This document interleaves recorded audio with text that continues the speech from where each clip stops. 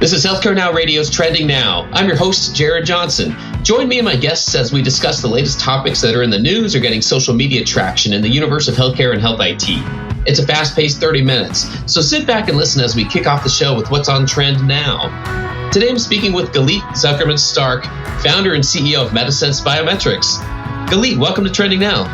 Hi, Jared. Thank you. It's so good to be here, and I appreciate the opportunity. Well, I'm really excited to dig in right here. Let's start off right off the bat. Let's give our listeners a little chance to know you a little bit better. Can you give us a quick summary of your background and whatever else you'd like them to know about you? Sure.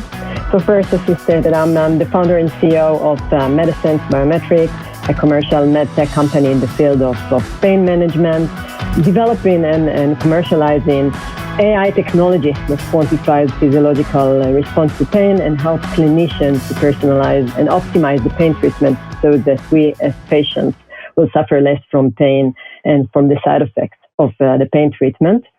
My background is in engineering. I did my bachelor and master degrees in computer and electrical engineering. And before founding Medasense almost 15 years ago, I've worked for a decade in the high-tech industry, from communication to semiconductors in different R&D and R&D management positions, where my focus, especially in the later years, was on AI and machine learning.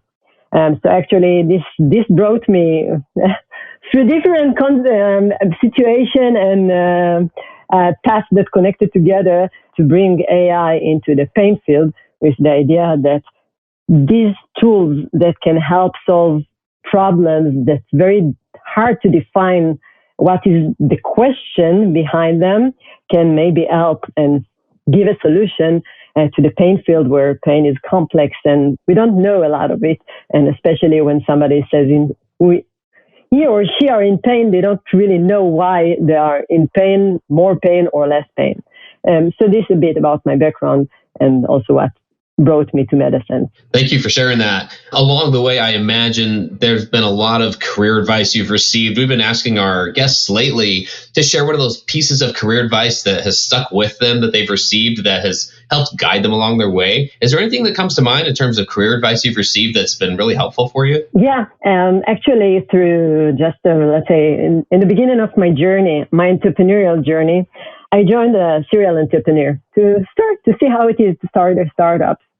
And it was more than advice. It was going through this step to understand that those sometimes, stories and headline, it seems like it's very easy for people, start companies and to be successful.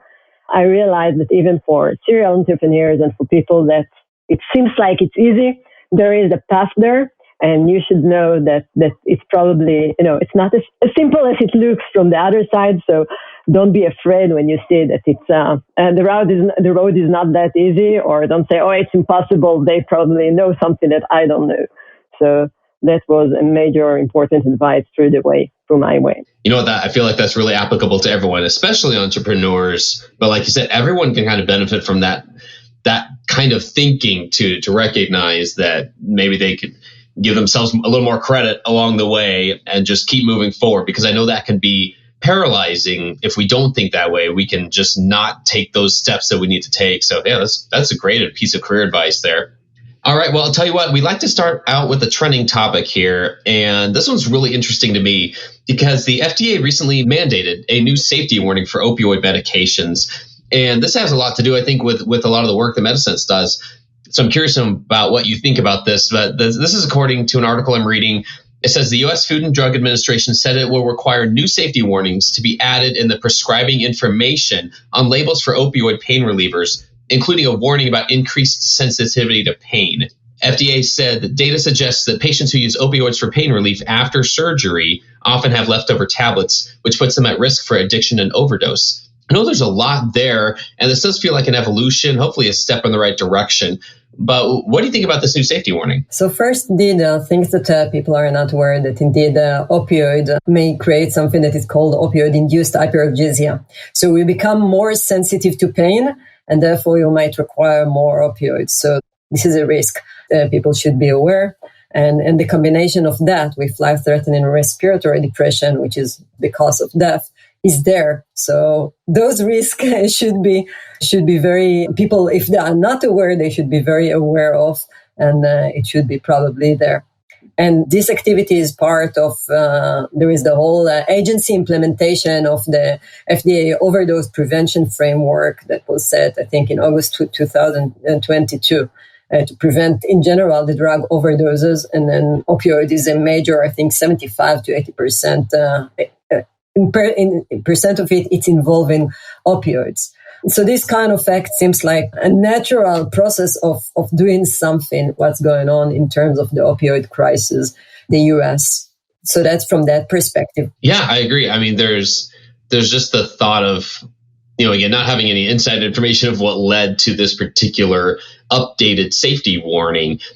I don't think it's any surprise that there's likely a need to be that specific about, a warning about increased sensitivity to pain, and one about having pain relief, using opioids for pain relief after surgery in particular. Like those specifics, I think were interesting to me because they do indicate, as is a lot of what FDA does, it's just an indication of what's happening. It's an indication of what's in need. And, people can debate whether it's coming too soon or too late. But the fact is, there's almost always a need, in my opinion, for any kind of safety warning that comes from the FDA. And so, that tells me when they call out the part about after surgery. And I think we'll get to that actually a little bit here later in our conversation here, because I definitely want to hear what can be done there. But yeah, I don't know. I thought those parts stood out to me, and I thought that was interesting. Yeah. And it's interesting because, again, going to specifically to the surgery, I was surprised to know that people who go to surgery, so surgery is a painful event, obviously, and pain needs to be handled during the surgery, and we'll talk about the impact of that, and post-surgery, and then the follow-up. And what we see today is that even both the pain and the opioid are in the mindset of the physician. Still, about 50% of the patients wake up from moderate to severe pain after surgery. So it seems like, something should have been handled better during the surgery. And we still know that about 20% of the patient will suffer from pain for months and years later. So it will become a chronic pain. And then we see, connecting to the opioids impact, that up to 10% of the patients will use opioid the year after, so they will develop some kind of opioid dependency.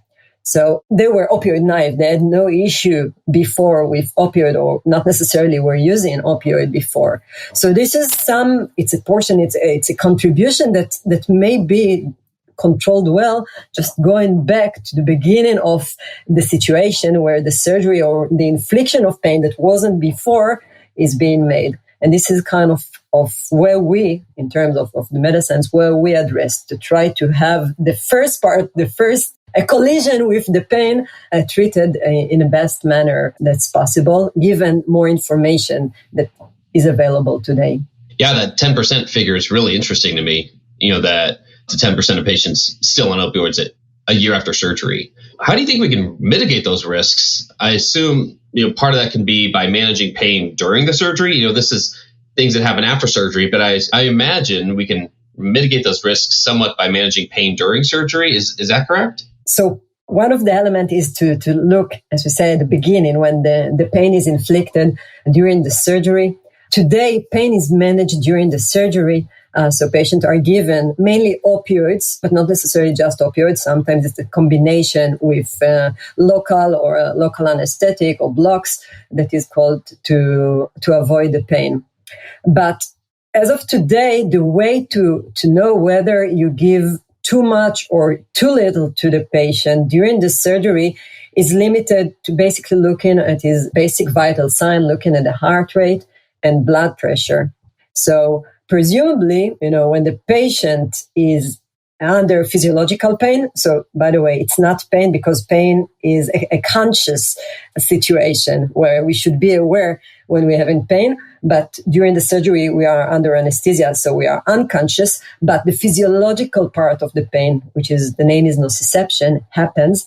So when we have this physiological pain, our body reacts, our heart rate goes up, blood pressure increases. So looking on this parameter may indicate that the body experiences pain. but it's not sensitive enough or specific enough to the pain. It may go because of medication or the other scenarios may go up, or it may not go up enough to be noticed due to the pain. And when it's already noticed, it's too late. So this is where specifically we give additional information specific to the pain, so that in this case, mainly the anesthesiologist, we know whether to give more or less, and to give the right amount. So not too much. So you don't want, again, to wake up with the side effects already of giving too much opioids, but not too little, so that the patient will wake up and then will wake up with pain, and then you need to handle with the opioids, just to stabilize the patient in terms of the pain. And we are very, very different from each other, both in terms of our response to pain and our response to the pain medication. So it's not just fine-tuning. It can be 30-fold difference between one patient to another when it comes to make a decision whether to give more or to give less.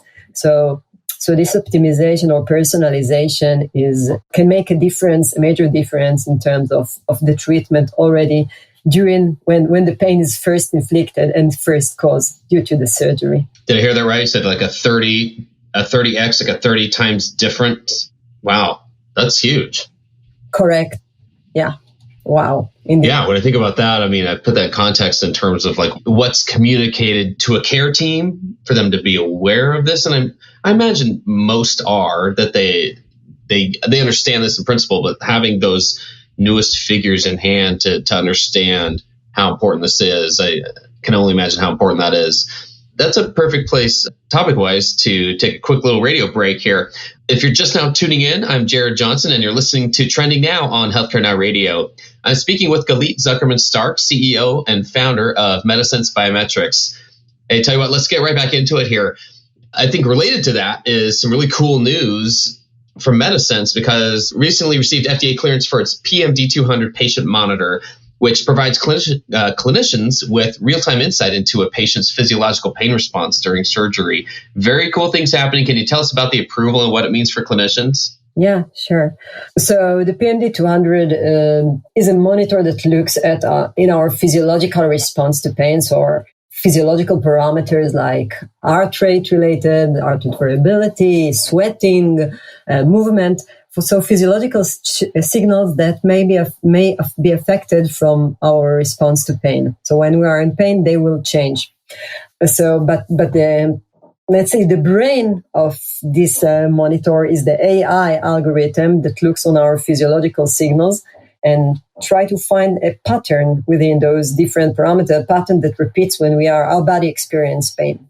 So when it recognizes this pattern, it's called we call it signature of pain, actually a signature of pain response changes because it's calibrated transparently per patient. Then it translates it into a number of 0 to 100 that reflects this physiological response to pain, or the name is nociception. The medical term is nociception. So the approval we got for this monitor basically open a new class of product called the adjunctive pain measurement device for anesthesiology. So we received it through the de novo path for new innovation, something that you don't have any predicate, any technology like, or any solution like that approved in the FDA. And with this new device now available, again, it was available worldwide, but in the US just recently. Difference between what got the grant. With this device, clinician, and specifically in the operating room, mainly anesthesiologists or those who take care of the anesthesia, but also surgeons, and can personalize, given less, because I have now additional information that is there for the pain. So it helps personalization of the pain treatment. And in clinical studies, we showed that this personalization, or given what we call the right dose at the right time, helps reduce post-operative pain.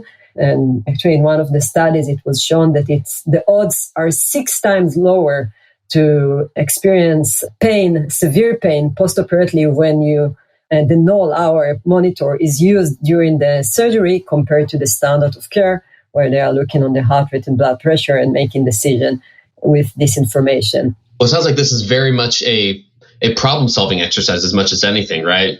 Understanding the problem, addressing it, and addressing it from a path that could lead to a solution, or at least a way to improve it. I think the same could be said in general for, we can back this out a little bit, to a lot of new emerging solutions in healthcare, and one of those being AI. So we can take a little bit of a turn here for a moment, because AI is definitely becoming mainstream in a lot of aspects of healthcare. And I know, coming from your engineering background, this gives you an approach to solve health problems that's very engineering or tech oriented. I'd love to hear just like how you approach problems and how you identify it and how you approach it to begin with, because I think it's good for people to hear in the instance of the patient monitor you just described, how does the solution get created and how do you know what that problem is? Like, how do you use your engineering background to approach health problems? So first, actually, that solving this problem from an engineering point gave the solution, the power, because we, as you said, we were looking, okay, there are technology, there is AI, there are machine learning that can do amazing things. Let's try it in the context of pain. So, for example, in my background, when I was, working in the semiconductors, we were using the AI and the machine learning to find, differentiate different defects in the process of producing the chips. So, for example, you got, the technician gave you images to say, oh, this is one problem, the other image is another problem. But when you try to ask them, okay, why, how do you know exactly that this image represents one problem and the other one represents another problem? It was very difficult for them to say, you know what, it's the height, it's the color, it's the texture. It's very, very difficult. But they knew this. And this is where AI is very powerful, when you don't know exactly, to define the rules that make you, maybe as a human being, to say, oh, this is one thing and this is another thing. This is where the place where AI is very strong. So going back to the issue of pain, we know that, when we're experiencing pain, that now it's more painful and now it's less painful. It's very difficult for us to use the 0 to 10 scales. Somebody, if, at certain times, somebody asks me how much pain I am in labor, I'm beyond 10. Don't even ask me. But we're good at saying this is higher or this is lower than previous or than before.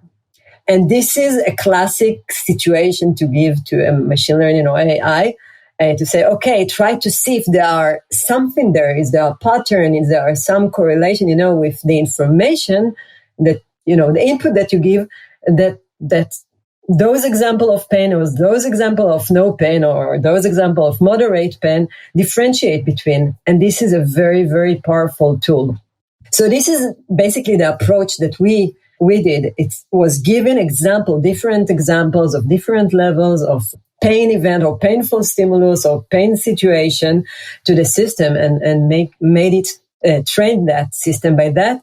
And what we see now for years now in terms of clinical result, it's outperformed any single indication, any single parameters that is used today, and it outperformed even the simple combination, because it's the power of looking on sometimes nonlinear relations that are very tough to define, by simple language, that the machine can do really, really, really, really well. That's the power of using kind of a different method to a medical, in this case, medical solution. And we see it repeating in many, many different, disciplines and solutions today. I love that. I mean, I think, again, thinking about this from the same approach, it's really helpful to see how we can tackle some of these things. And again, they're big challenges, right? So it's not as simple as one, we figure this out and we never have to change that approach. It's the fact of we're evolving the approach as we go and looking at where new data gets us and what it tells us. Maybe we could try a slight direction change. So yeah, thanks for sharing that. I know we've been talking about a lot of different trends related to a couple of certain topics, but I wonder what other trends that you're paying attention to right now that maybe we haven't talked about, or just things that maybe don't directly have to do with some of these things we've already discussed. Are there any other trends in healthcare that you're paying attention to right now? So first, introducing a new technology into the, to the medical community and to the system in the US. So we're watching it, watching now actively being part of this. This is something that we really intrigued, because in one hand, there is, I would say, the drive to go to to innovative solution, to see what best we can apply and add, with the idea that yes, new technology can bring, benefit, whether it's clinical or cost saving to the system. But on the other side, when you are talking about medical, and as I mentioned, you need to be really, really careful. Okay, is it good? Is it bad? Is it helpful for me? Does it fit to me? So we see this kind of clashing between I want to bring innovation to my center, and on the other side, I have this routine protocol, etc. I need maybe to continue with whatever I was doing, and maybe it's good enough. So this is actually a thing that kind of, let's say, discuss and think that there should be awareness that it exists there in the system. And there should be aware that if you want to bring innovation, it's also needs to be part of kind of the routine work or to the education within the system as well. Otherwise, there will be people or a part of the organization who will resist. On the other side, again, the resistant needs to know, there sometimes needs to be new innovation. Okay, so maybe I shouldn't resist it, because actually it might be helpful. Maybe at the beginning it will be, cumbersome. We'll need to pay additional, extra attention. But the idea is that, again, what is implemented eventually can be helpful. So from both sides, let's say, organization within themselves need to be aware of this. And I'm a true believer in technology and its benefits, and especially, when you have the barrier of the FDA in the US. So technology goes through a very, very tough barrier before it's introduced into the hospitals. So think about also the process, how to make it simpler within the process, within the hospital, the ongoing process of the hospital, to adapt and to include new technology. Well, I'll tell you what, it's been a real pleasure to have you with us today. I'll give you the final word here. Is there anything else you'd like to share on this topic that we haven't addressed yet? Don't be afraid to innovate through the path. Some of those process, and for me with Medasense, it's been a process of 15 years of bringing a new technology into the market and bringing something that people said, you are solving the Holy Grail. And then I realized saying that it means like, it's going to take forever. But when you see, and again, we have been for a few years in Europe, Canada, and other territories, when you see what technology, what it can bring in terms of more patients that you wouldn't try, wouldn't do, or wouldn't take the risk to have them, for example, the surgery because they are frail or old. And now you can do this because you have additional tools that can help you doing things that you couldn't do before. So this is on a personal level rewarding, and whoever is in part of this is something that is truly fulfilling. So don't be afraid to go through this tough process of inventing or adopting new technology. Well, thanks so much for helping us explore what's on trend today. And with that, that's a wrap for today. I want to thank my guest, Galit Zuckerman-Stark, for joining me today.